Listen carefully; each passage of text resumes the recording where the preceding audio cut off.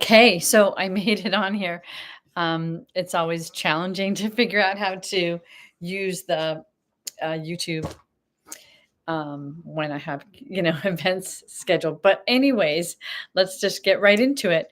Um, I'm so glad that you're here, and I wanted to just give you a few tips about dating. And one of the things that I want to talk about today is um, the green lights and the red lights. So we often, when we're dating, we are a little guarded.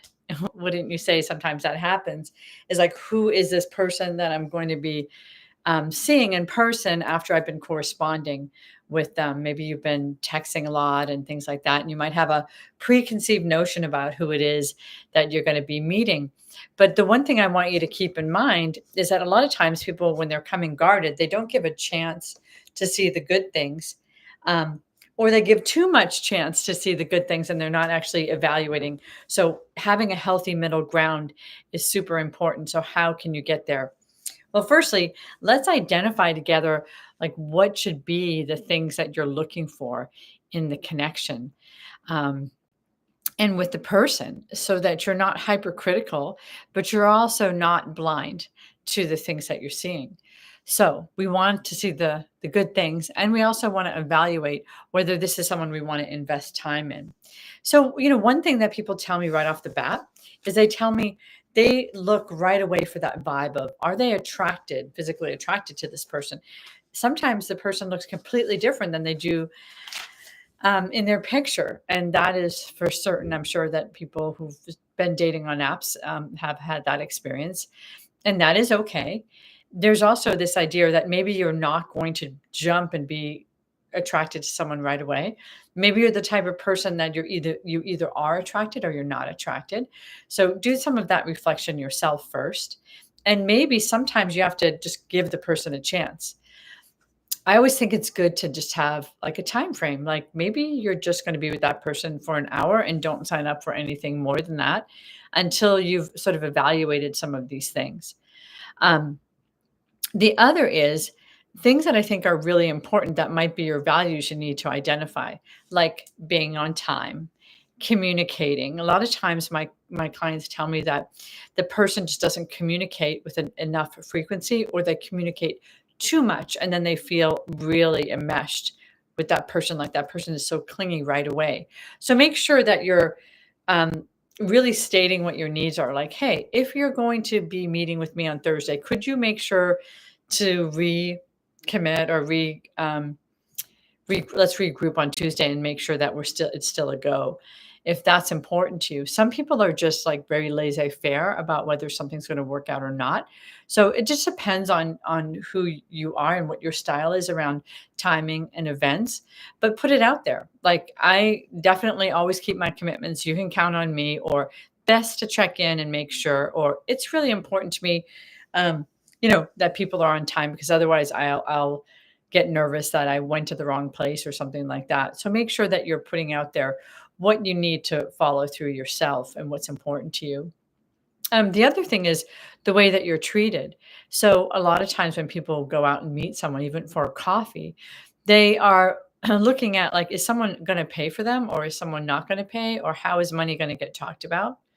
The other is, how is the location and making all the arrangements going to get talked about? This is all information.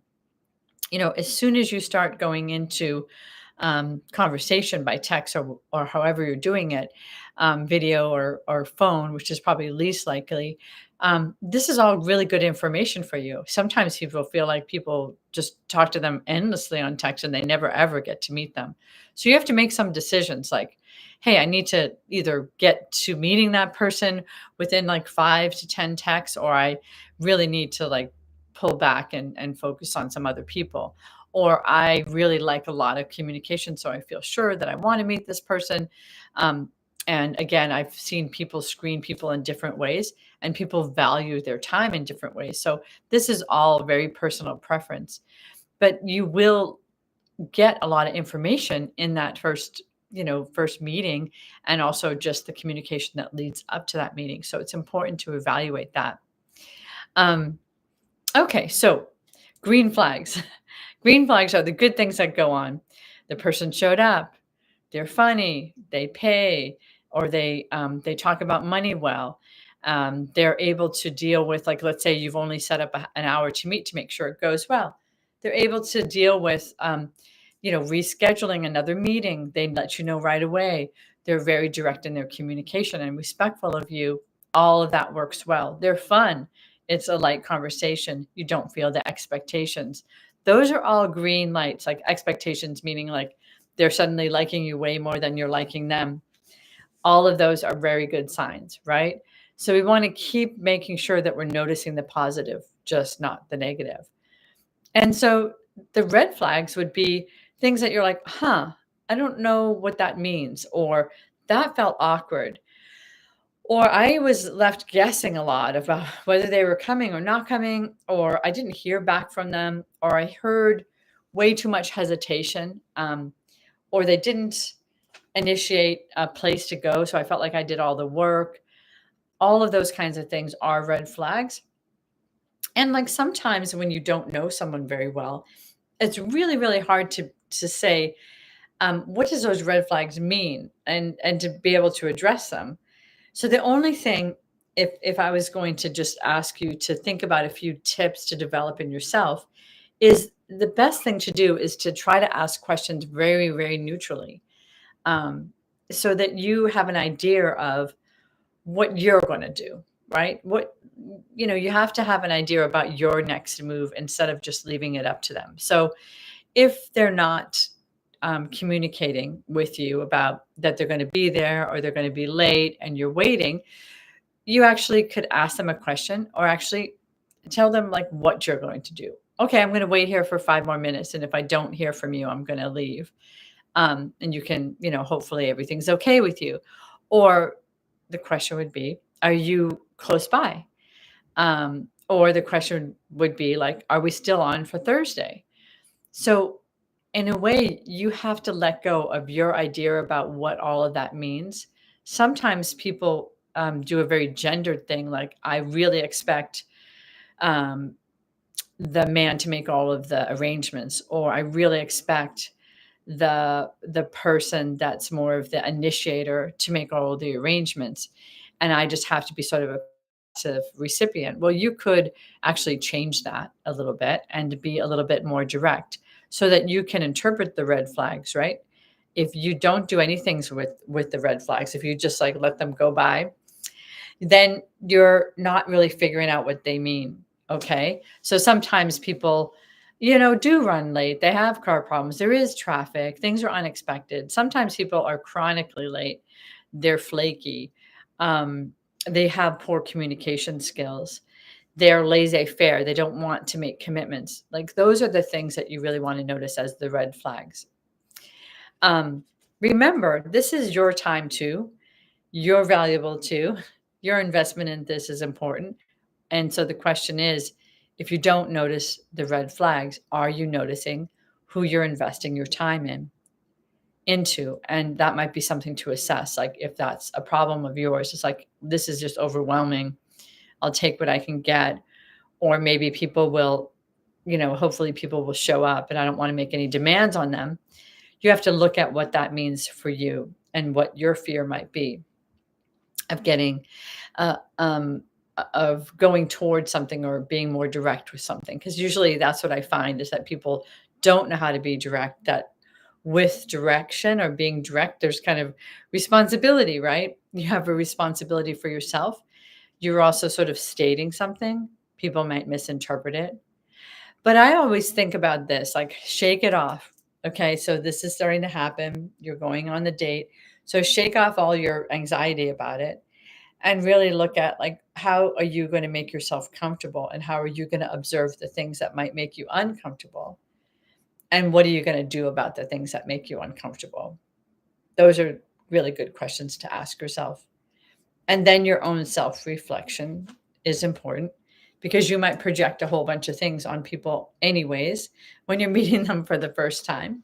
And so some of it is like, do you want to actually just ask them what it all means instead of making a decision about what it means.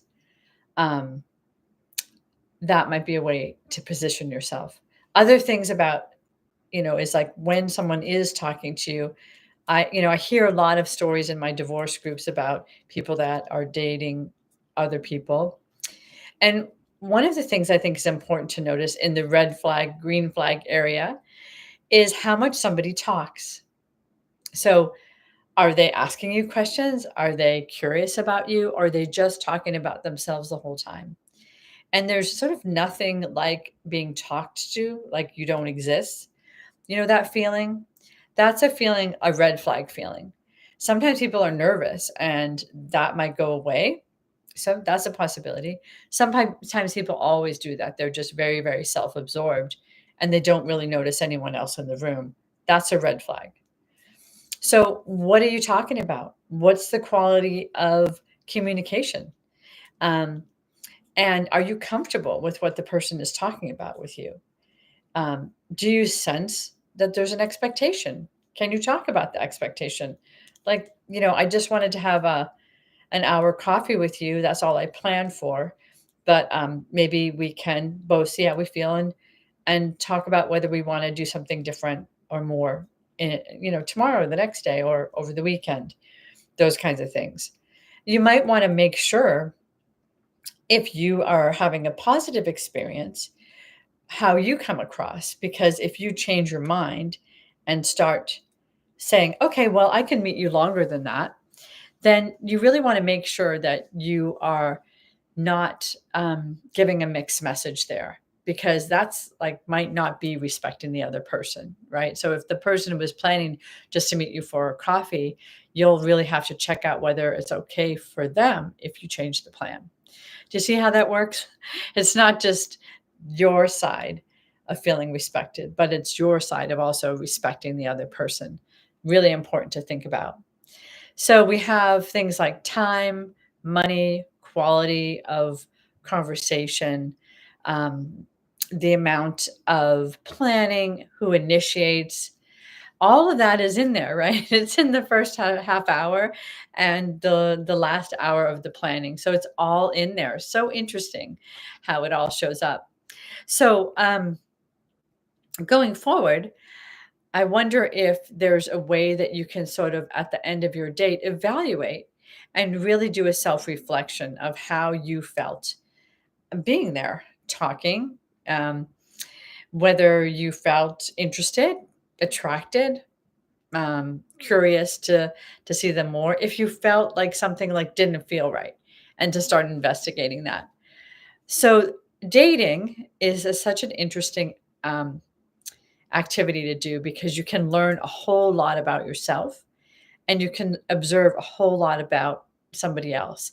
But if you don't have it in the right grounded frame, it can all sort of add to not healing yourself from maybe other unhealthy communication habits or other positions that you put yourself in situations without your awareness. So try to be as aware of you as you can of yourself and as the other person. And the biggest caveat, and try to have a good time, right? If it's not fun and if it feels really, really stressful, then believe it that that's true. And so that's nothing, maybe that's your biggest signal of not to continue doing that dating exercise with that particular person. Or maybe it's anxiety provoking for you. So you have to do a little bit more work on yourself to feel more confident. And don't worry about that, because things will get better if you keep working on developing a new skill like dating. I promise you, it will get better if you're focusing on it and you're trying to make it better for yourself. Okay, so I'll see you next week for our final dating tip conversation during the holidays. And thank you so much for your feedback and your questions. I really appreciate it. It really helps me think about the next thing to talk to you about. So thanks for listening.